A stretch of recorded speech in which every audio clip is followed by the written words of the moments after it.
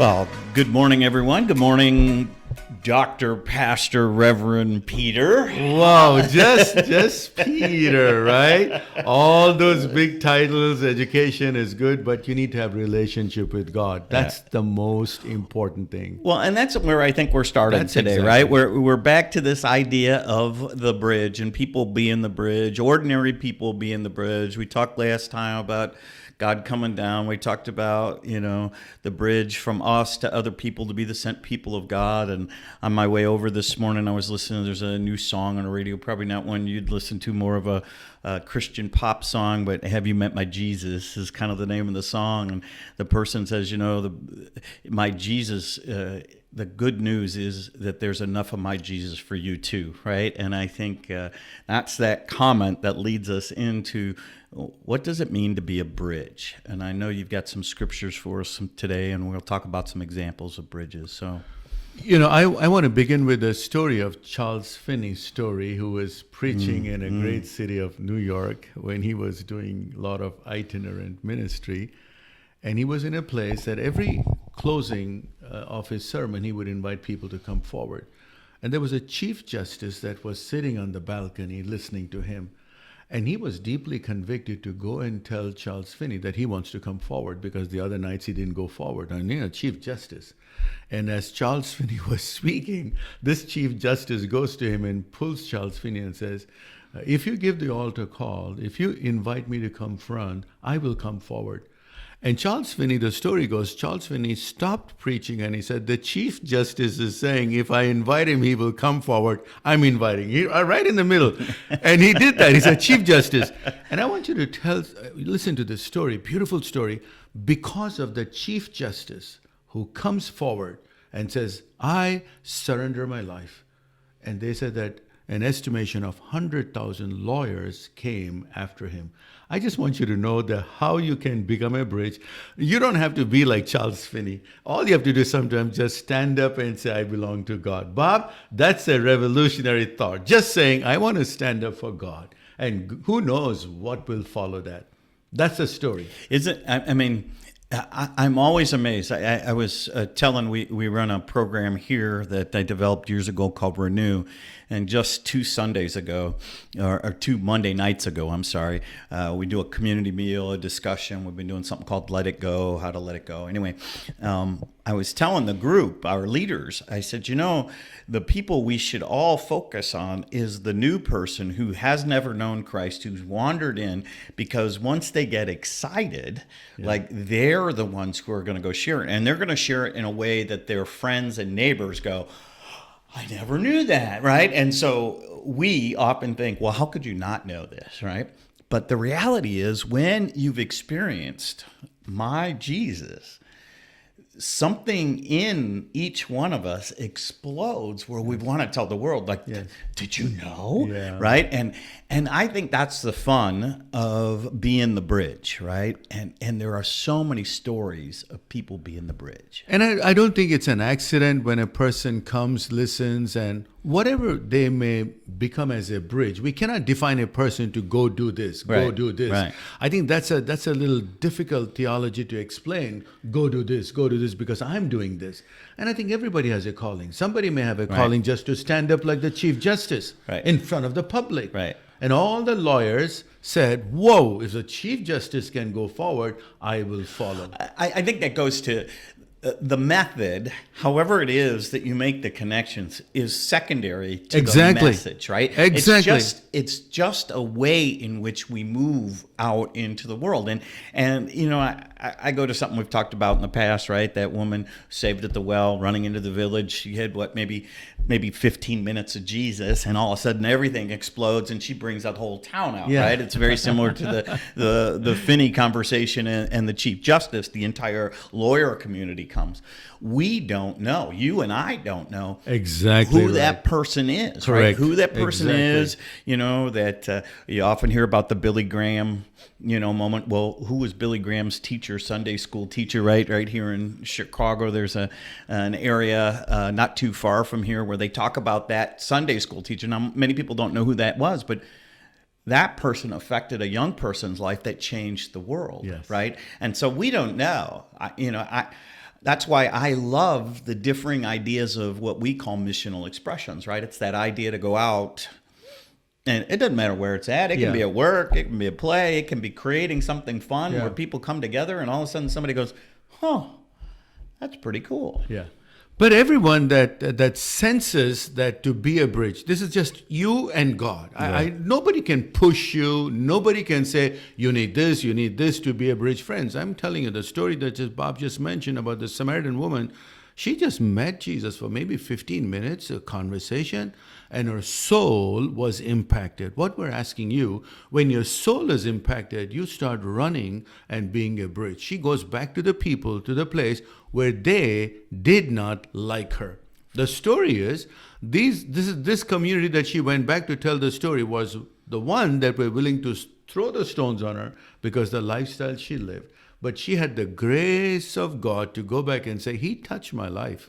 I think that's what we're talking about. Everyone that is touched is potentially a candidate or a person to be a bridge. Well, absolutely. And you know, there have been so many of those really amazing moments in Scripture. And there's one from Paul, right? Where God kind of intersects. Amazing. You know, this guy, he's a radical guy.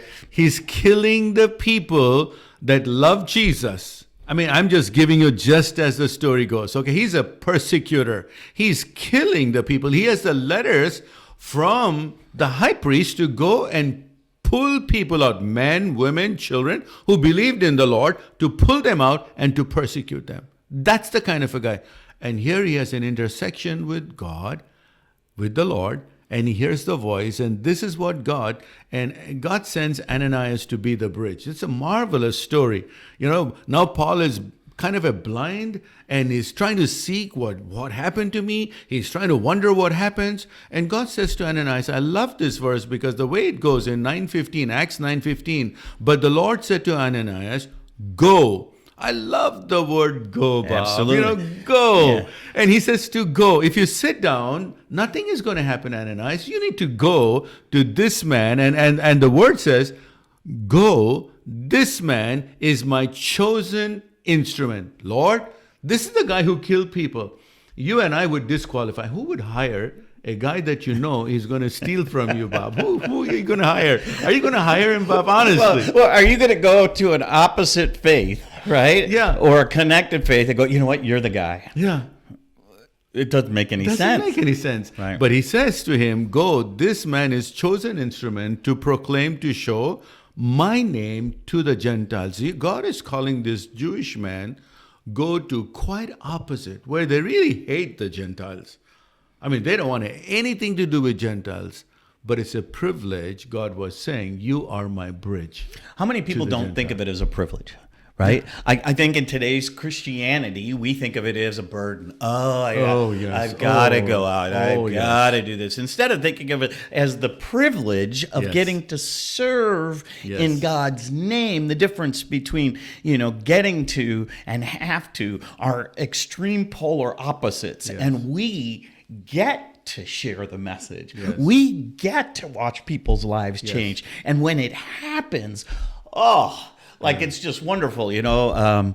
I know we're running at the end of time here, but I just want to just this story, right? The moment that you hear these kind of stories, your heart warms. We've got a gentleman here at the center who's he's gifted as an evangelist, right? And I love the fact that he talks about it almost like a little kid. Like he's just, I went to Steak and Shake. Now that's code for he just went out on mission. You see, he used to go to the Steak and Shake locally here, and he would go and sit there with his wife, and he loved the fries. And oh, by the way, if you go through the drive-thru and you ask for free fries, they'll give you free fries, just saying to you. But he would go in there and order fries and a shake, him and his wife, and they would sit in a booth and they'd just start talking to one another. Then they'd talk to the waitress. Then they'd start talking to the people who sat down around them. Do you know, on a regular basis, in that little Steak and Shake, more people came to Christ in a year than happens in most big churches. Yes. right? And why is that? Now, he's never been seminary trained. He's never, he's gone through a few classes. He knows his Bible, but really it's been in the last 12 years that he's come to know Jesus in this way that he just can't stop himself. Yes. And for him, it's just this fun of getting to share the message. He's the bridge to the Steak and Shake folks. And not only that, he's a bridge to the people there, but he's also a bridge to a community of faith. So many people came forward to help him. Now he's helping others to eat some food, and through the food to show the grace and the love of God. Bob, it's unlimited what you could do when you become a bridge. Not everybody has to go to Steak and Shake, but I'm telling you, wherever you are, whatever you do, if you only think that God has placed you in a place. That's what he said to Paul.